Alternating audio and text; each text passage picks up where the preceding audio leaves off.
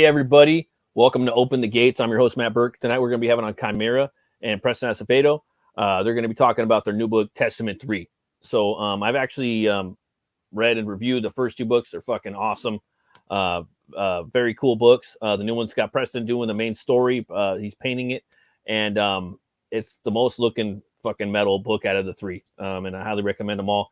If you guys can, the book is pinned at the top, so it could take you straight to the campaign. And if you guys can, give a warm welcome to Chimera. That would be awesome. What's up, Chimera? How you doing, brother? Good. You look like Lars Ulrich from Metallica. Yeah, I get that a lot, man. It's unfortunate, but it is what it is, you know? You wake up and you kind of look like people, I guess, you know? So it is what it is, you know? Thanks for having me on. For sure, man.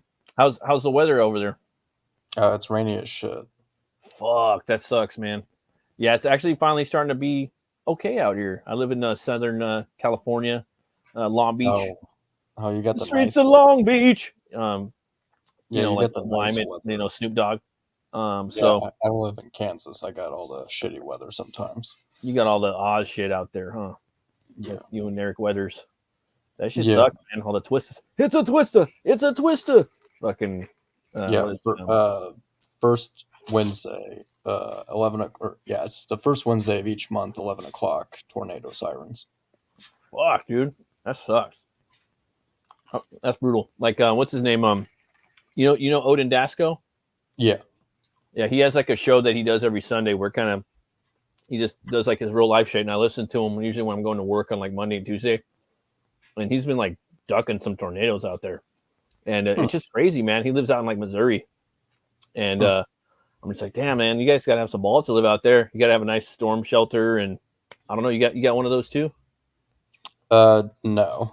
Just hope for the best. He probably lives in like southern Missouri, like Springfield or something. So damn, dude, that's crazy, man. I can't even imagine that. Like out here, we get a lot of like earthquakes and stuff, but it's like I'll be chilling like in my chair, drawing like in the living room, and then I'll just get like a rolling from the back of my head where it's like I can hear it. It's like I'm just like, and I just keep drawing like nothing happens. You know what I mean?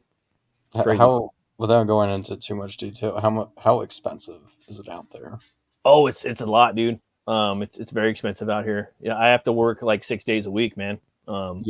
8 to like basically at least like about 46 to 55 hours a week, or a week. Yeah, so it's pretty gnarly. But you know, it is what it is, man. Rent for like it's for like a one bedroom is like $2,000, or a studio is $2,000. You know, so.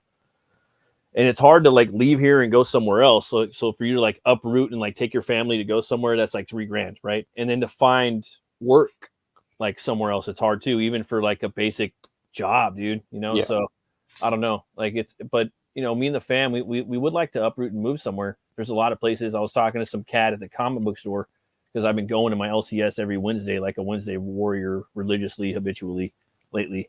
It's been dope. This dude was saying that like you can move to like freaking Laughlin, dude, and get like a security job, you know, with a penthouse, you know, but you could work like a casino, making pretty good money. And I was like, I could probably do that. You know, I probably wouldn't mind working security, get a strap up there, you know. Just be a bouncer. Yeah, or just work up there, you know, because you know there's like security people that just chill, bro. Like they don't do nothing, man. Like, but in the event that something does happen, it's dangerous. They have to pull their strap and be ready, you know, and like know how to deal with people, I guess, sometimes. But yeah, that's something I had thought of. But I don't know, man. And like for me, I don't need much. I just need like this space right here, and then maybe like some other spot where I could draw and things like that, you know. So that I don't need much. But my kids, on the other hand, and my wife, like, you know, we all need more spaces, and it'd be nice to have, you know, it'd be nice to have more. But yeah, man. I've known you for a long time. This is the first time we've talked together, I think, in a while. Yeah. I think it's the first time we've ever been together on stream, right? Probably. Yeah, dude, because I've seen you on a million streams and I've heard you talk before, but I don't think me and you have ever talked before. We've talked in like maybe DMs and shit like that and stuff like that, but nothing crazy. Yeah. But I've been, reading your books. Fucking SOS is the shit. I love SOS. Just really the writing, you know, in Ibal Canillas. Canales. Love that stuff too. I'd love to see that stuff come back. That series. And you got Bisley on one of those covers, man. That was fucking crazy. Back in the Disney. Yeah, that was Bisley like cover. 2019. Disney. I hired him. What up, Edwin? Yeah, I think that was around the time Phil got his cover as well. I don't know which one was good or which one was first.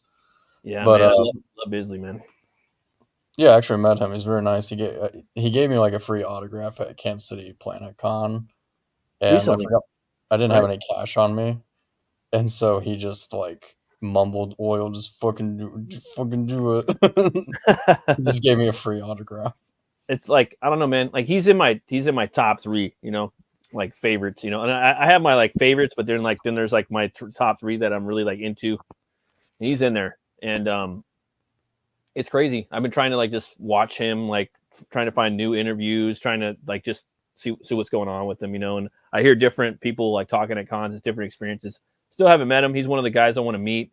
Him, Walter Simonson. Those are like 2 dudes I just want to like say, hey, what up, you know, and just kind of hopefully see him draw and shit, dude. But yeah, that was cool. I remember you had that cover, and I was like, man, this fool got a Bisley cover, bro. And then Phil got one, and then fucking Lepresti got one. I was like, hell yeah, dude, that's what's up. Yeah, I was like moving, and I lost my Wraith of God Bisley cover. So I hope that's available in the future.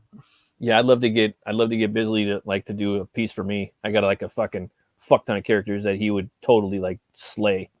What up, Sim? Sim's got a fucking Bisley piece too. He's got a Nat. I remember that. Sim's piece is probably even older. I forgot about that, but he never made a cover out of it. He should make a cover out of that. That should be a cover. Right. Mm-hmm. When you mentioned SOS earlier, right? Canales has been bothering me for probably almost 2 years to keep continuing it, and I just like, well, that was the series. That's it. And yeah, I always saw them as Ninja Turtles, bro. Like they could just keep going. Like it's solid as fuck. Like I mean, I have stories, but they're mostly just like joke chapters. Like they're not there's no plot. It's just them messing around. And so I finally gave in, and there's gonna be a 1-page crossover with SOS and Testament. It's literally just like a joke. It's literally just a joke chapter. No, and that would be dope, dude. Like they kind of go hand in hand. And you've had Preston on doing some cards, I believe, for SOS too. I remember that. Yeah. And what's up, K-pop? And hey, thanks for coming by. And also, speak of the devil. Speak of the devil, and he'll appear. And he'll appear. Had to get some grub. Yeah, you got to get some grub sometimes, man. I had some earlier. I had some mashed potatoes and some chicken. That's always good. We were talking about SOS. You know, we're gonna be talking about Testament, obviously, but I remember you did some work for that as well. Just to cover, that was mainly Canales, I think it was. Yeah. Right? Yeah. Canales is great too. I like his style. I love his style. He was on like a lot of my favorite books too, which like Abductables and Reticulous. I think that's what it was. That dude's gone. One of the great CG guys again, like left. There's a lot of cats that left. Did he leave? Yeah, Mike Derrick. I think he is like pursuing his religion or something. He told me so. So he's not doing art anymore. He just... writing. Yeah. Oh wow! I never knew that. Yeah, I never knew that. And he had a grayscale book that was highly entertaining, fun book. Yeah, that was actually a good idea. Like a hero using karma. It was like Domino, but better. Yeah, it was brilliant. Like it was just it was fun. Like, and I love those stories like that. SOS, Testament, just this real like, oh man, you guys are really, really passionate about your works. I was wondering, man, like, who were some of your like influences growing up for comics, as far as like writers, artists, you know, who were some of the guys that really, really drew you in, guys and gals? Nothing that would surprise you. I really liked the guest writers that Todd McFarlane had on because he's not much of a writer himself. I liked Alan Moore. I liked his Superman stuff growing up. I didn't really care for like From Hell or some other stuff he did, like League of Extraordinary Gentlemen, but I liked his Superman stories. Frank Miller and I mean, obviously Chris Claremont, X-Men. If I had to pick Oh yeah, and Bruce Timm. I used to read Batman. Like they did a comic series of Batman the animated series, like Batman and Robin and shit like that. I think Alan Grant wrote some of those too. Nice, man. See, Sim, you actually need a few years of training. Like, yeah, I need that guard card over here. I don't know. I've seen some pretty fucking sloshed out security guards though, that I could body slam over here. Let's see here. Abductables was a favorite of mine. Yeah, it was really good. Yeah. Any artist Chimera that you really like that like really got you into the really inspired you? When I was a teenager, I discovered Lobo, so I guess Bisley. Yeah, I man. gave up on drawing when I was like 14 because I realized, I'm like, yeah, you're either born with it or you're not. So, well, I mean, I don't know, Preston. What do you think about that? I have a certain take on that. About being born with it? Yeah. there was a I think you do need to be born with it to a certain extent. Yeah. Because I've met more than a few I like to call them educated artists. You know what I'm saying? Like, yeah, they're not really, they don't really want to be artists. They just like what people romanticize that an artist. You know what I'm saying? Like, yeah, like they think it's like we just sit around like sipping wine and being like, hey, yeah, like, I'm going to draw sniffing some each other's shit. stuff. When really, we're just like dirty individuals in front of a desk because we're on a deadline, so we can't bathe. You know what I'm saying? Yeah. And we're like always thinking like, are those hands too big? Are the eyes like different on different levels and shit like that? Yeah. Are my proportions off? So you got a mirror looking at the artwork to make sure everything's in line, symmetrical. Yeah. You know?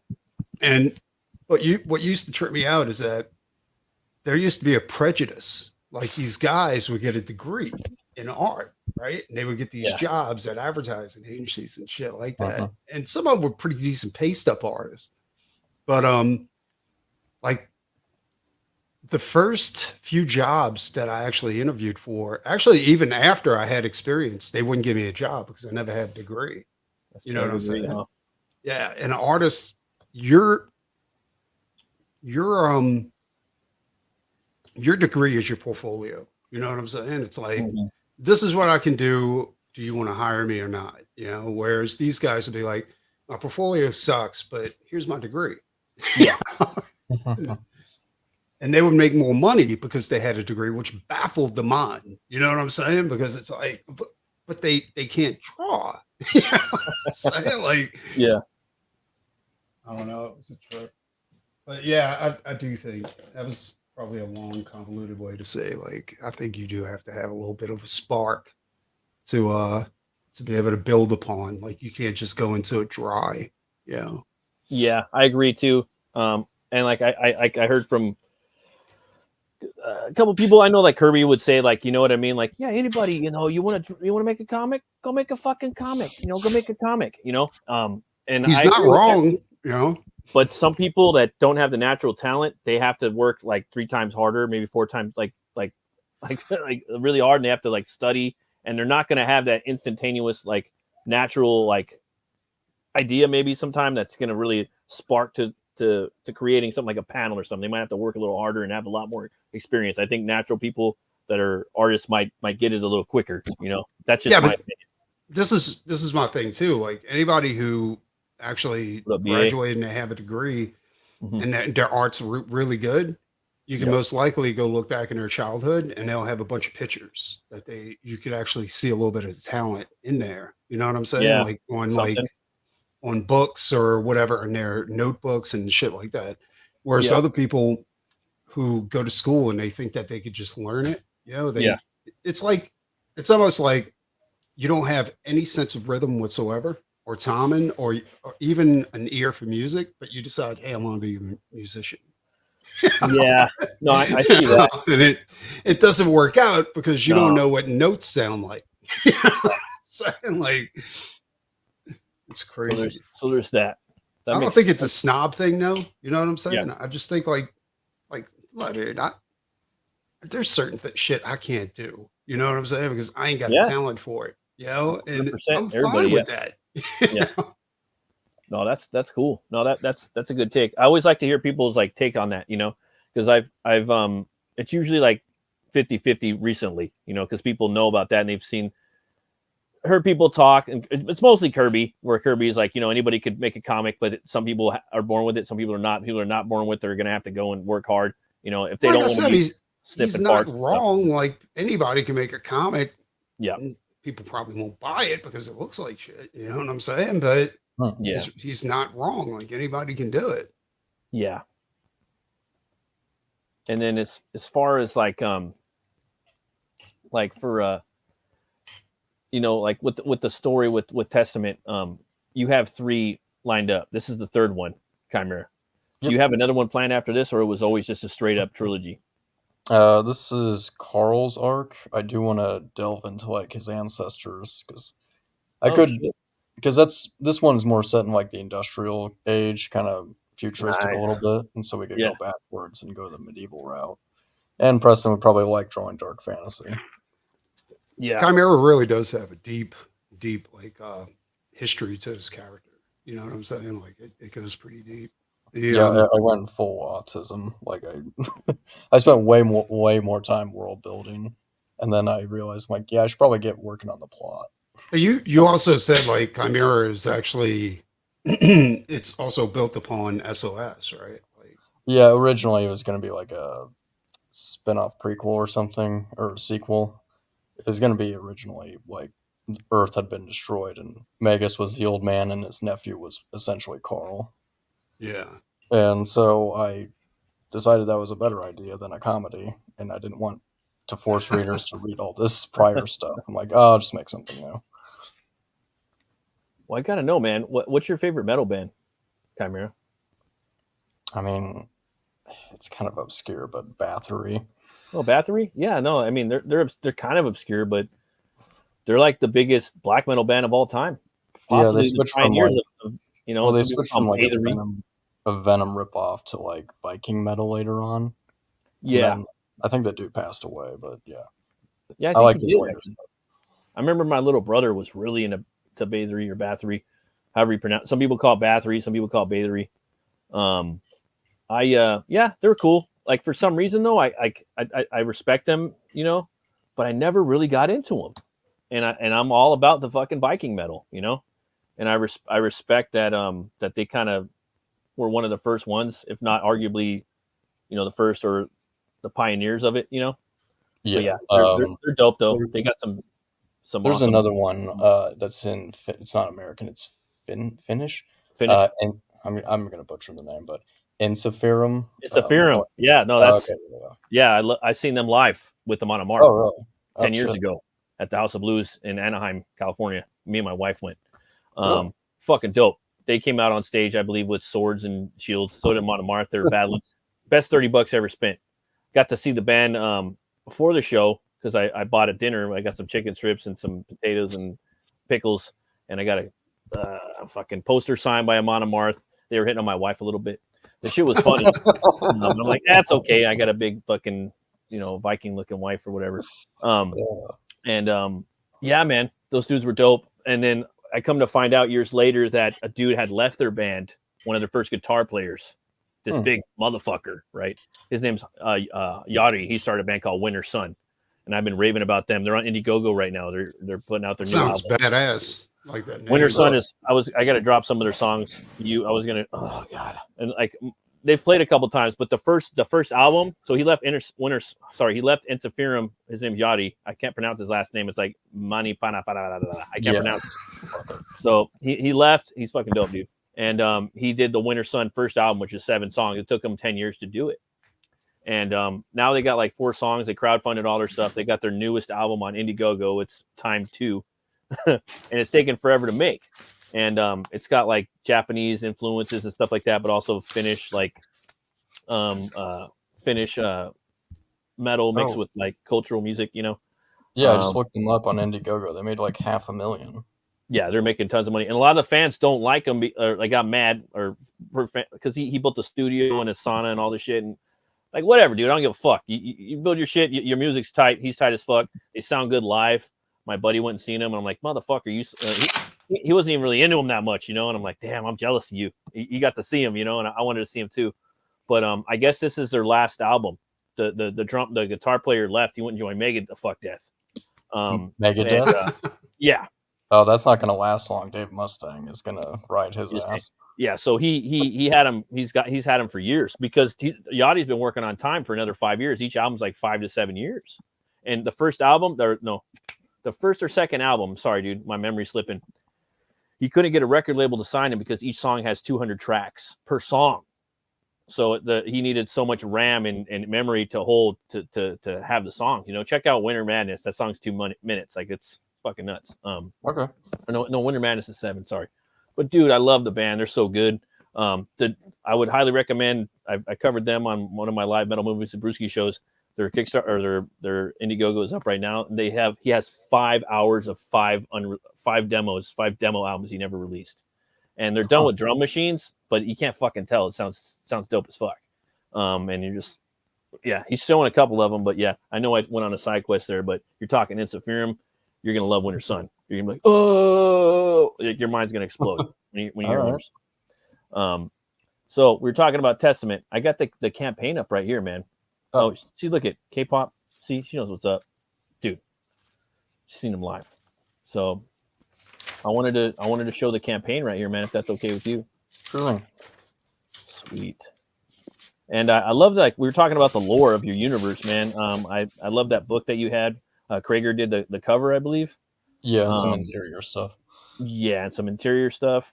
And I love how you kind of like combine like a lot of different like Norse mythology and different mythologies from around the world. Also like Asian, you know, Japanese. Yeah. A lot of different stuff in there.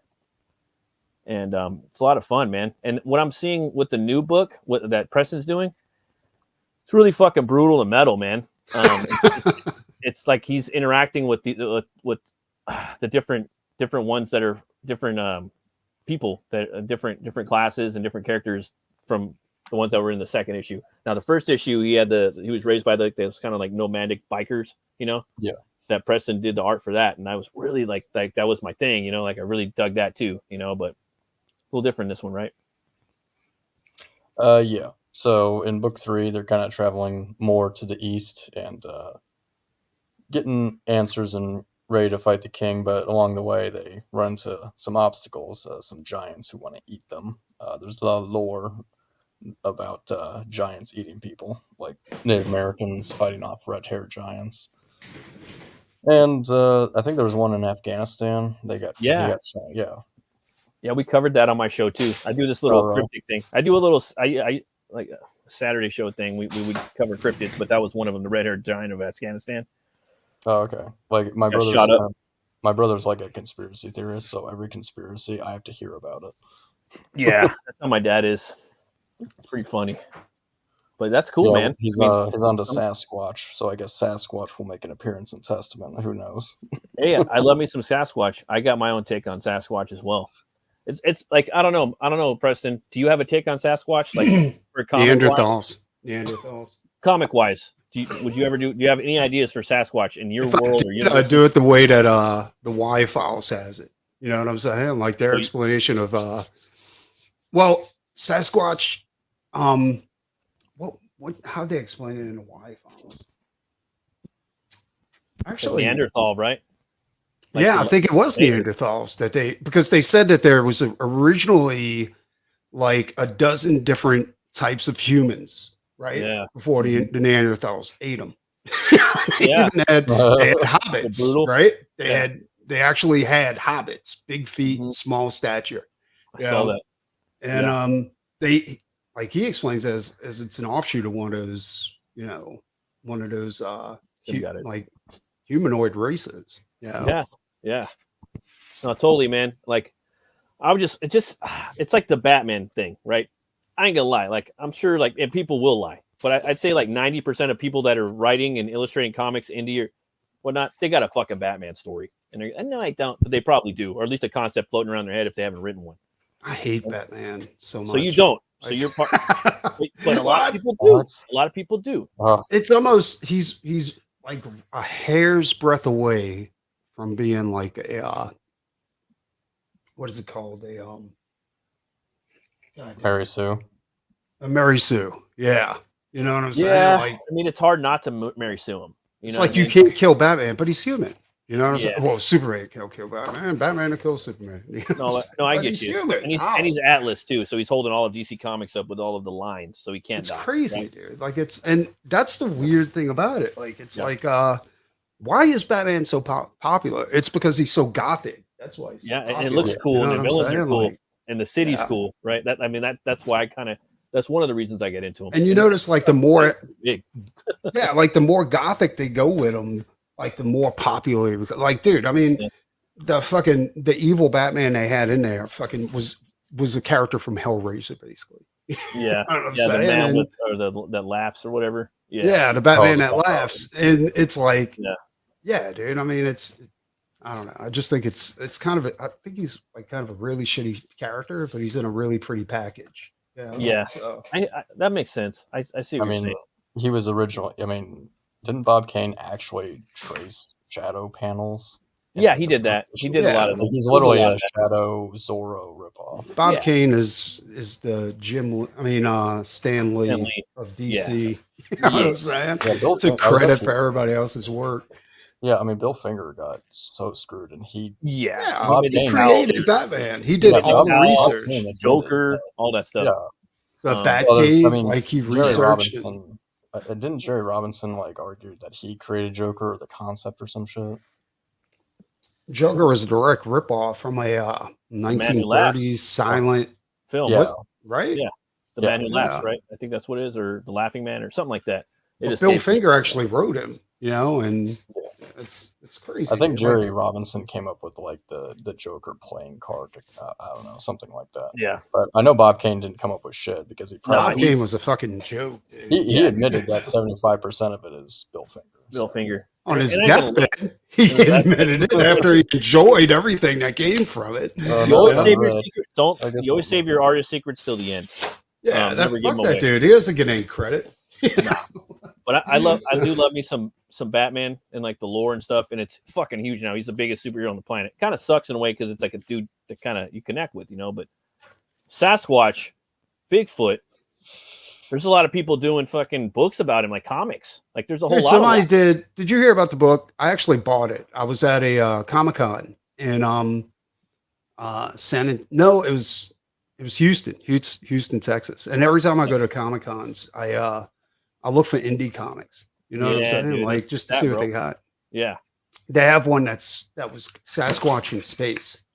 You know? Yeah, the Swastika or Swastika. Yeah, dude, it was good though. It was like really, really good. I've seen 2 Sasquatches in space comics. Sorry, I just had to say that. No, really? Like I've seen one. This one was it was a limited series, only 4 issues. I've seen 2 that do like martial arts. I mean, there's obviously Shinobi Sasquatch, that I back. Yeah. And then there's another one. We're never going to see that book. Then there's another one where he's got like where he's like a ninja Sasquatch, right? So you got ninja and you got Bushido Shinobi. If anything, I'd kind of do what they did with Metal Beast. You know what I'm saying? That movie where they took a werewolf and they made it into a cyborg. Yeah. Okay. And I'd probably do like a cybernetic Sasquatch. Cyborg Squatch. Yeah. Dude, that'd be fucking amazing. You know what I'm saying? And put him against other cryptids. Yeah, that'd be fucking dope. Shit would be metal as fuck, dude. Like, yeah, dude. Like, there's so like I don't know, man. It just seems like everybody's got a take on Sasquatch that are into like comics. I know I do, and I still haven't seen somebody else do it yet. And I came up with the name Link. I thought it was fucking. Oh, look at his name's Link, Missing Link. And they made a movie Missing Link, and it's like, dude, that's the most common name any fucking idiot. Think of. It's also Legend of Zelda. It's Legend of Zelda. Actually, to this point, but, like as far as us talking about, like Sasquatch never entered my mind until now. Like it's just not I was never like a big into. I'm more like into werewolves and shit like that. Me too, man. Like for me, it was like he was gonna for my universe, he was gonna draw in all the lore because he was the missing link. So it was kind of like he was around and and I created a cool one, and I took like a character from a movie, like an ideal, and I put it on the Sasquatch and a little bit of like Hellboy, and I was like, okay, this motherfucker could be something, But I'm not the only one. Like when I heard of Shinobi Sasquatch back when CG in the early days, like that's fucking dope, dude. That was the same way. I was like, dude, this is fucking cool, you know. And he's fighting another cryptid. Click, fucking take my money, motherfucker. And so we all got hustled into that one, and the art was fucking killer. So I can't wait for that book. I think that book's gonna come eventually. It's only been 5 years. You got to give him a break. You got to give him time to get that shit done. It's only, I mean, they're trying to get 48 pages done. You know what I'm saying? Like, it's only been 5 years. Give him a break. Yeah, like everybody backed that book. You know, Conrad Veidt was a legit sex symbol of the Weimar Republic. And then Sim said something about Batman up here. Let me see if I can read.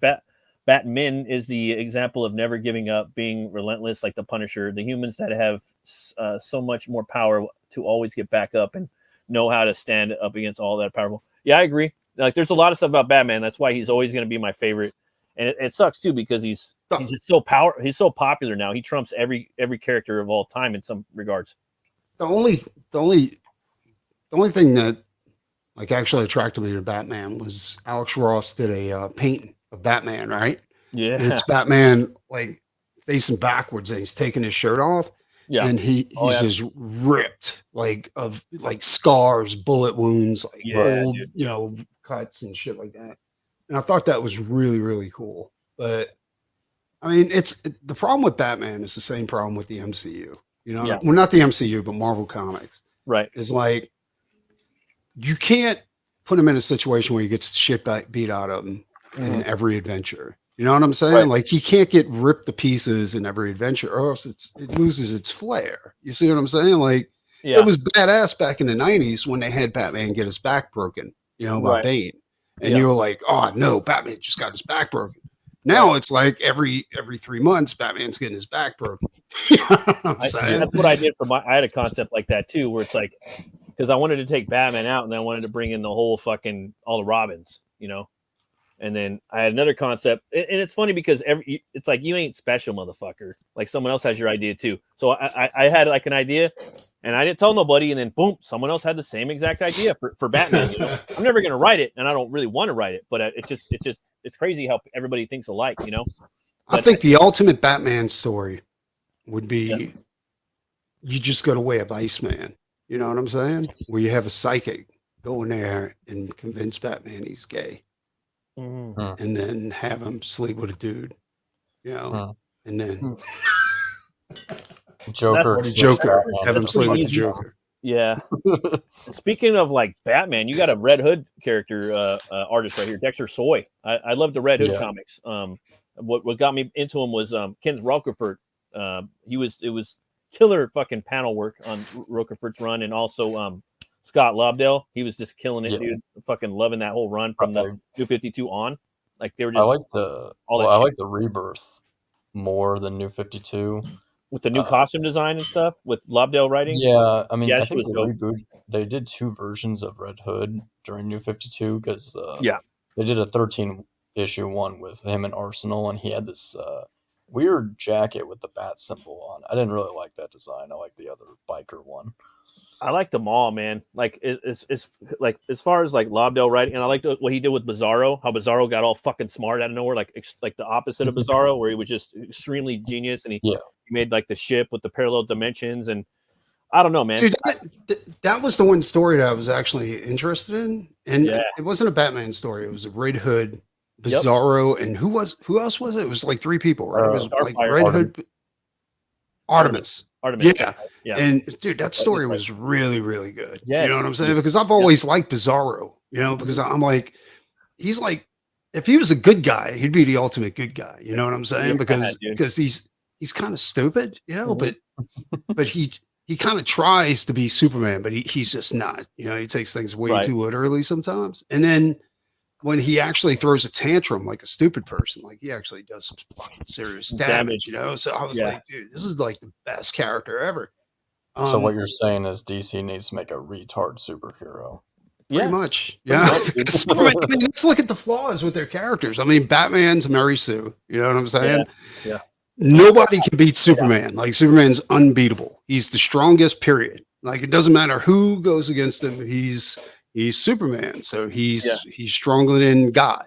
You know what I'm saying? Like I want Grundy. Grundy would be. I would Grundy is another cool character too, dude. You got me thinking, brother. I want Grundy and Bizarro. A buddy fucking book would be sick. Dude, that'd be fucking amazing because Grundy, every time he dies and he comes back with a different spirit, right? Yeah. I mean, somebody else he was a major character in my Batman story too. You never guess. Like someone will dude, Grundy, major character in my Batman story, and he wasn't even the Grundy that you think he was. He's a different character. But dude, I always loved Grundy. That saying, he's born on the Monday. I love that one. Yeah, that's fucking amazing, dude. Like, and dude, you're right. That would be amazing. Like a buddy book between Grundy and fucking Bizarro. You know what I'm saying? Once I bring in there, I just say fuck it. Hey, you know what? Fuck it.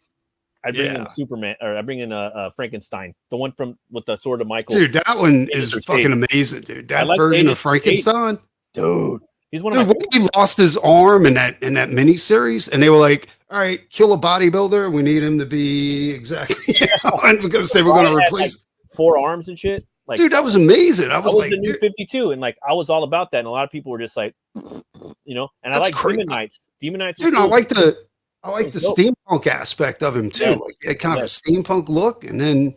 Yeah, dude, that was amazing. What happened? Did they build upon? Because I remember when they re-released Frankenstein, they kind of like merged him in with everything else. They never became special anymore. It was just like the book was dope. The book universe was dope. Then they kind of merged it with everybody, and he kind of just fell flat.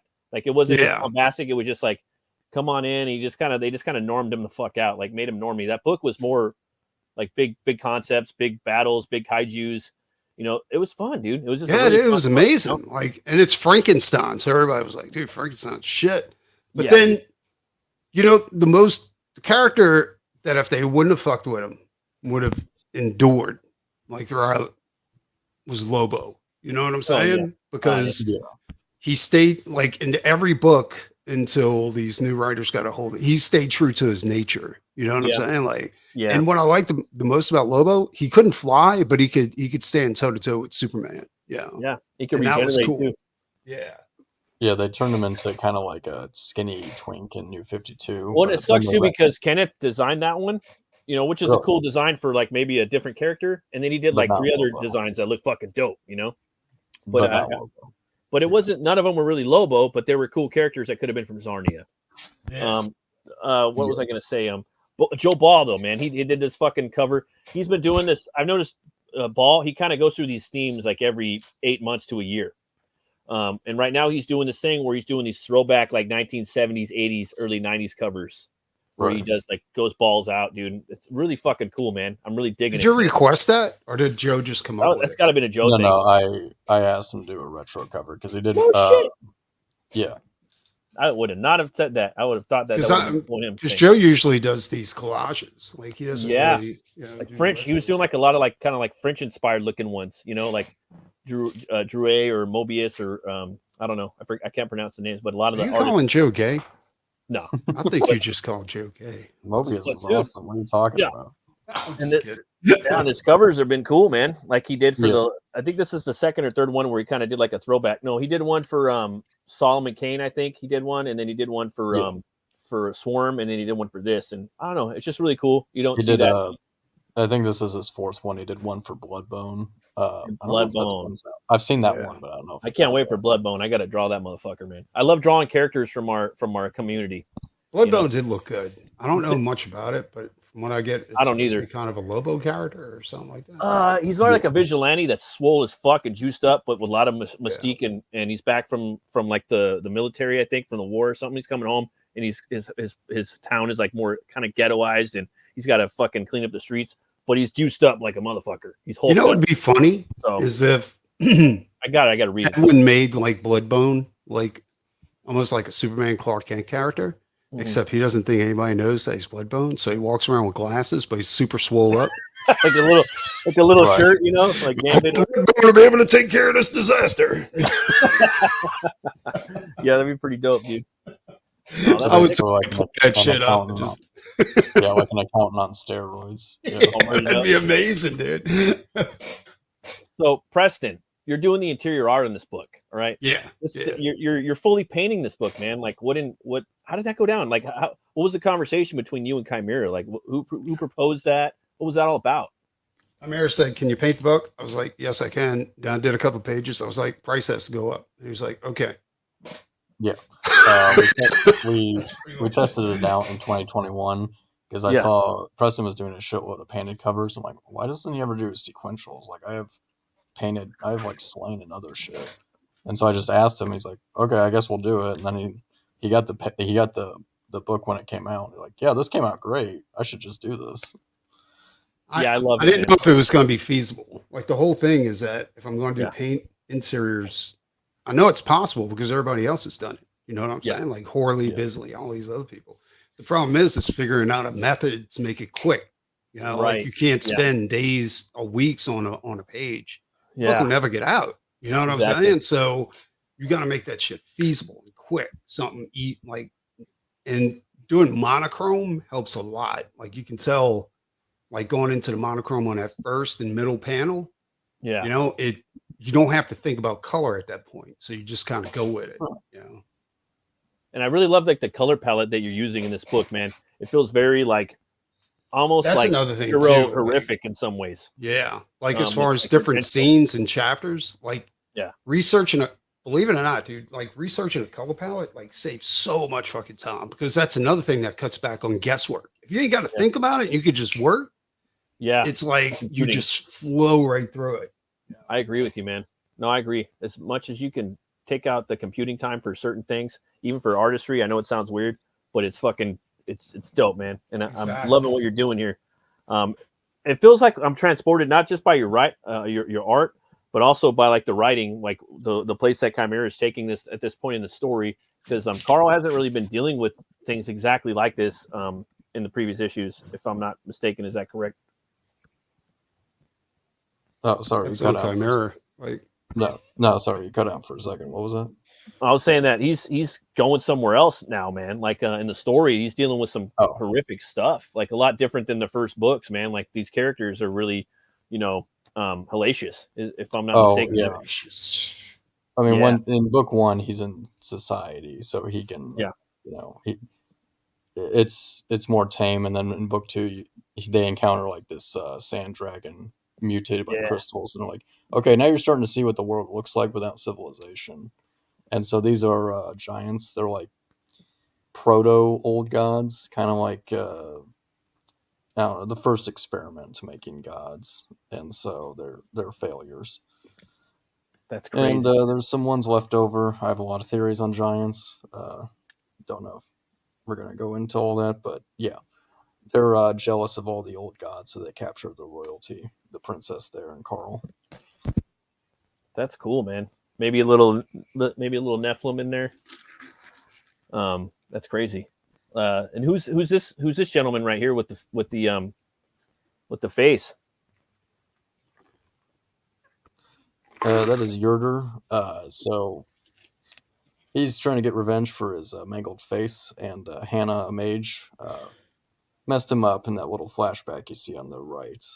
She and Carl's great-grandfather were stopping the giants from raiding and hurting innocent people. So she messed up his face. Teach him a lesson. So mad. And I purposely put in his great-grandfather because he has a great design.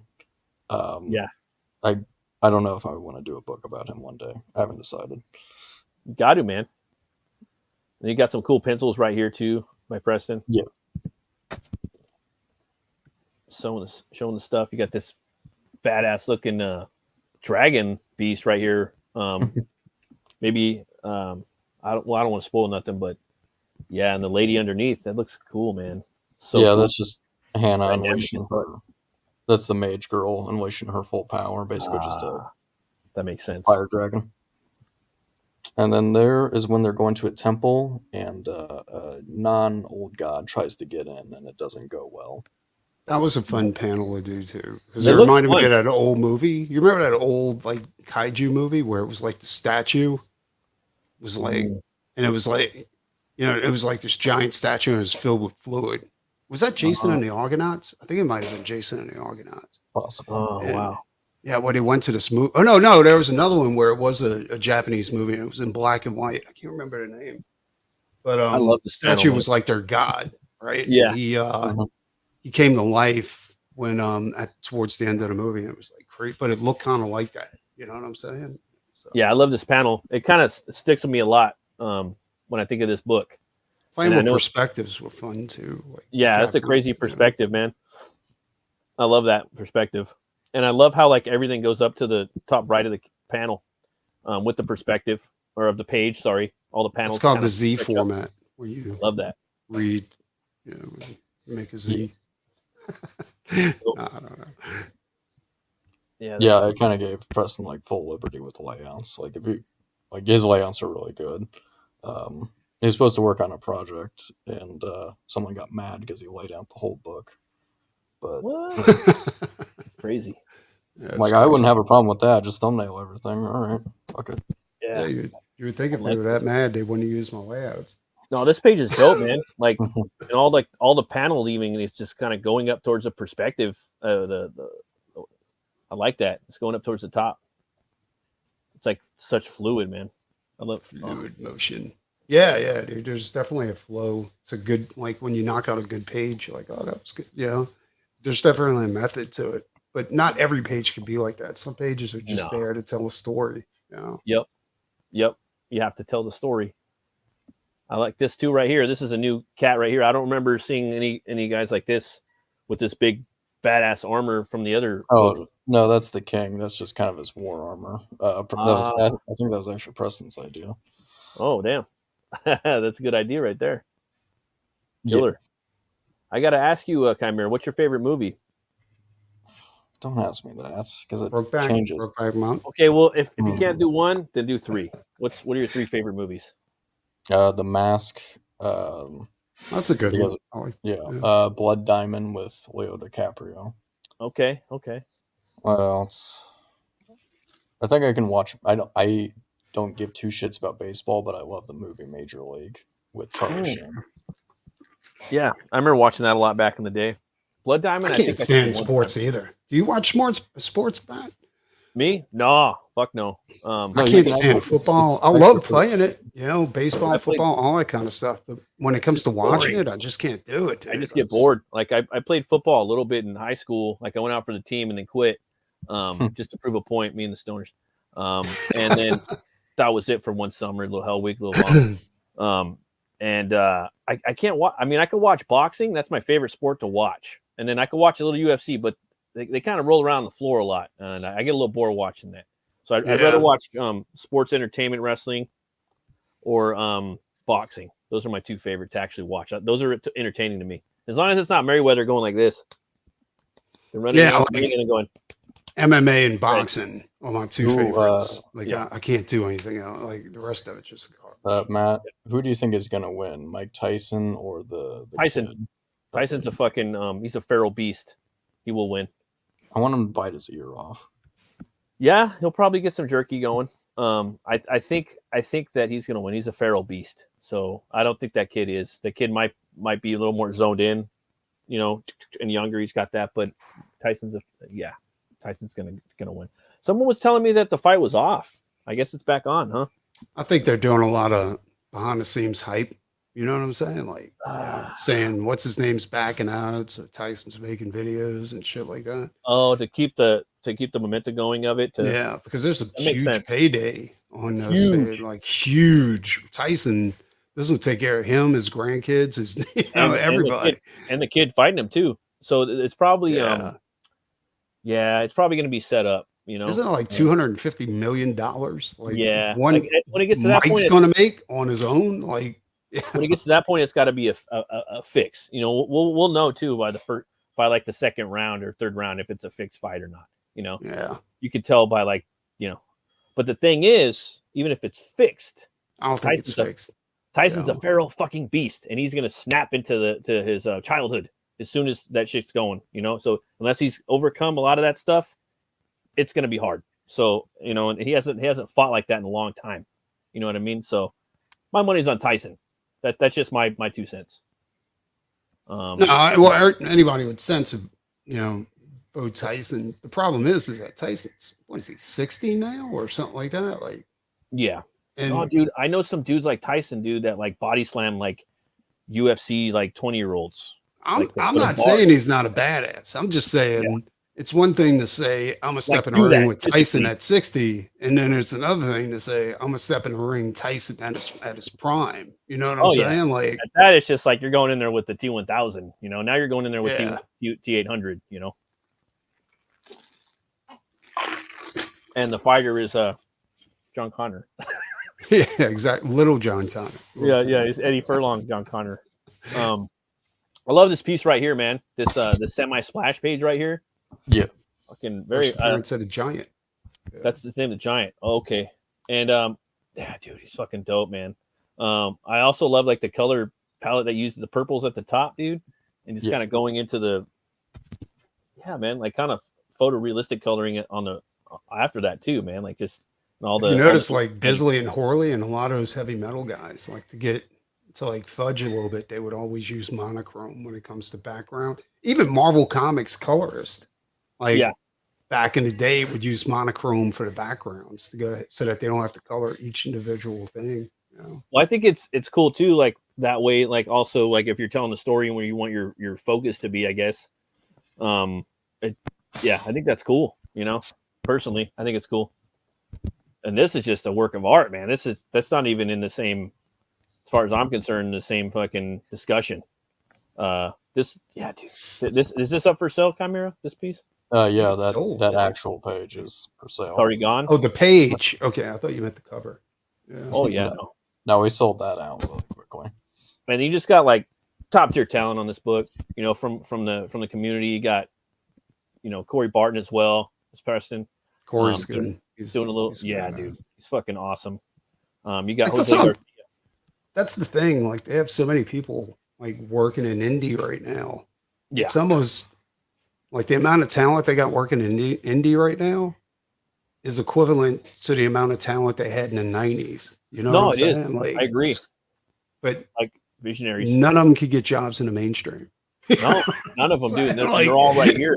You know? And the mainstream is horrible. Like the work is not up to par, dude. Like they have a few artists that are good, but it's just not what it should be. You know what I'm saying? Like it's crazy. And as far as like the synopsis, like I don't think we really went into it specifically for this story, did we? Too much?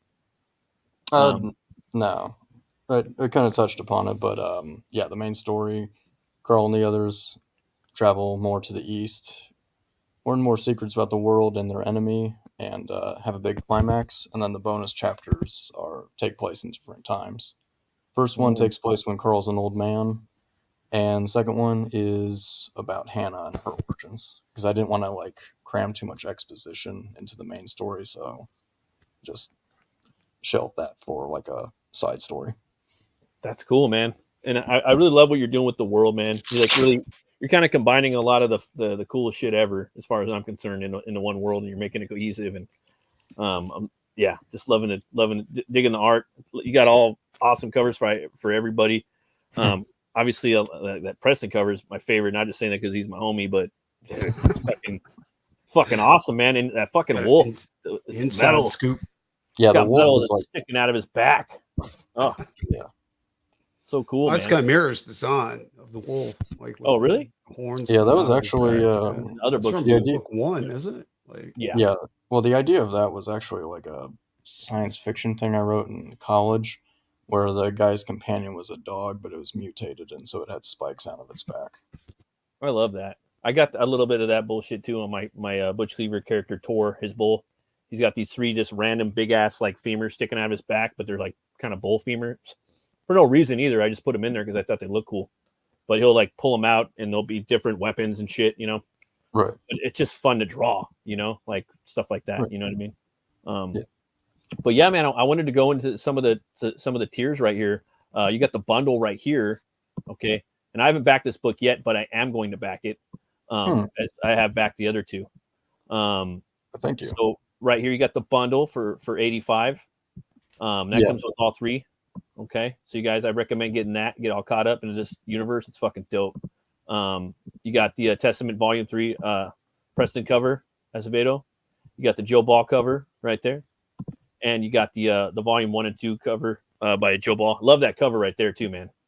That's what I'm saying. Joe was doing different stuff back then too. He's one of those visionaries that keeps moving forward. You got the Dexter Soy variant right there for this one, another badass cover. And 1 and 2, Preston and Ball right there. You got 1 and 2 Ball and Ball, and then you got volume 1 and 2. You got Ball and Soy. Then right here you got Ball. Sorry, I'm just laughing at the names. That's cool, man. It's like unironically funny, Ball and Soy. Yeah, I mean, it just kind of skeeted out. Preston, you're the only one with the normal last name. Yeah, no, there's some cool covers right here. You got our cards. You got a sim card right there. On the cards. It's dope right there. Another Joe Ball card. I love these sketch cards, man. I love doing them myself too. You got all 3 covers right there for $69. You guys get in there, collect those. You got a trading card by Shelby, another fucking killer out good. there. He's a leftover. Yeah, in the 90s, yeah. Fucking dope, man. I love that Bloodborne cover he did. That's my favorite piece he's done so far. Like as far as like in our community, you know. Also, I mean, he's got a fucking million of beautiful, exquisite pieces, but I really like that Bloodborne cover. Dexter Soy cover right there, original OG art. How'd you get that? You're like, give me that shit or what? You got that? He shipped it to me from the Philippines. Damn, you got the semi splash too by Preston. Preston, I don't remember. Does that come with the original pencils? Yeah. If I have the pencils available, I'll throw them in with the painted pages. Okay. I honestly forgot. Get it, man. That would be so dope. Like just sitting atop of a fireplace right there, right in the man cave, either or, right in the living room. These are selling out pretty quick, guys. So get in here while the getting is good. Cover's gone. 2 covers are gone. Yeah, the pencils are gone from Preston. The cover's gone by Preston. If you want Preston's piece, get the fucking original splash for an outrageously low price of $450, which is nothing. So yeah, I think you check it out. Yeah, man. And yeah, man, this book's dope. I'm gonna probably back it tomorrow or the next day. So just waiting to get. You know, it's almost payday. So hell yeah, man. This is dope. What's your favorite brew, man? You got a favorite brew you like to drink? Oh, me? Yeah. Socially, I don't really drink on my own, but socially, I drink Guinness. But I'm also Irish, so. Me too, man. I only really drink like usually Thursdays and Saturdays for the most part, or when I do like a review or some shit. I don't really drink that much anymore either. That's cool, man. You got a little trailer right here, man. I was gonna play it real quick. Is that cool with you? Yes, sir. All right, let's get in there.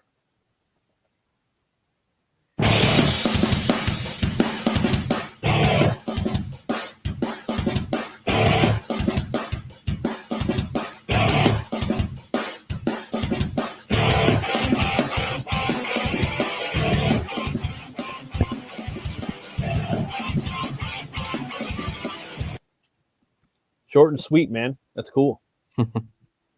Yeah, I gotta know, man. Like, what's your writing process, man? What do you do when you write? Do you you gotta listen to music? Do you what do you do, man? To you know, you're coming up with you got your world built up. You got some of the lore. You're coming in to write Testament 3. How do you start up? What do you do? I listened to a lot of Ensiferum when I was writing Testament. And, that makes sense. When I was younger, I used to just write the script without any outline. Now I just write the outline forever, and I procrastinate and wait for the last minute to do the script. I meticulously work on the outline. I'm a little OCD, probably a lot, depends who you ask. And as for like my process, I just try to make sure each character has a voice and is basically a stereotype. Carl's the punk kid, and Hannah is the boobs, and Walter is the grumpy old man. So if you're like a fledgling writer, stick with stereotypes. They work. No, I mean it's cool. Like, that Myers-Briggs test is kind of fun too. You know, you know, I'm learning too. Like I'm trying to. I mean, I wouldn't consider myself a writer, but I'm trying to learn. It's fun. I love picking people's brains. You also got a pretty good editor on here, Aldous. Yes, sir. He did the last book too. I thought was really good. There was really no fat on that book. I just thought it just kept going. Both books, like all of them, just nonstop. Really, really, really good, man. Do you listen to music when you write, or do you just kind of like silence? Just. Let's see. Metallica's Ride the Lightning is my favorite album, so you'll usually listen to Call of Cthulhu and Fade to Black. Then, like I said earlier, Ensiferum. Ensiferum? Okay. Yeah. Because some people listen to movie scores. That's why I was going to ask you again. Yeah, Mad Max. Honestly, Hans Zimmer just in general. Right? No, he's good, dude. He's really good. I like his Batman Begins theme, man. I really like that. And sometimes I'll look for like metal versions of movie scores, because there's all these dudes on YouTube that do metal, like they'll do the whole band, like playing like Conan or Batman Begins. I think I know the guy you're talking about. Like, he gets on there with his guitar and he kind of fucking goes at it with the dude. There's like 10 guys that do it. Yeah, dude. It's like crazy. Per movie. Dude. Like, they'll do it for Conan, and like, oh my God, there's so many like talented musicians out there. There's like one-man bands like that can do anything now, literally, even without AI. Yeah. Like that dude I'm talking about. Like, I took his Godzilla theme. He did the Godzilla theme from the classic movies, and did a heavy metal version of it. Oh shit! And I used it for the intro to Doc Salem show. Yeah. Oh, that's fucking dope. Crazy, dude. Yeah, man, that's cool. What else do you got after Testament? What's the next book you got lined up, Chimera? Well, first I'm going to take a siesta and kind of regroup and decide what I want to do. But would like to do just dark fantasy with Carl's great grandfather, maybe a one shot. Yeah, and that's cool, man. try some new things. Maybe probably have Preston as the artist and do like an Ashcan preview like we did with the first 12 pages. Oh yeah, that'd be sick, man. No, like your universe is cool, man. And like obviously you got people that are responding to it, they're still coming back around for every book. So I know I'm gonna be there. In this economy, no less. Like, that's surprising. No, that's good, man. Like it's a tough time right now. So just seeing people coming in and back in the books, that's cool. I personally, I think quick too. I think you hit like your goal in the first week, didn't you? Like, yeah, you got your shit quick, dude. And that's good. And I can't wait to back it. And I'd love to see more stories. You're always bringing in the top tier talent on this book, top tier editing, top tier writing. So it's people like you that the newcomers that are coming into the scene, to the community. They want to kind of strive to get to that level. I think you're a good base point. You, Phil Diaz. You guys are fucking killing it. Yes, sir, he is. Well, hell yeah, man. But yeah, man. Thanks for coming on.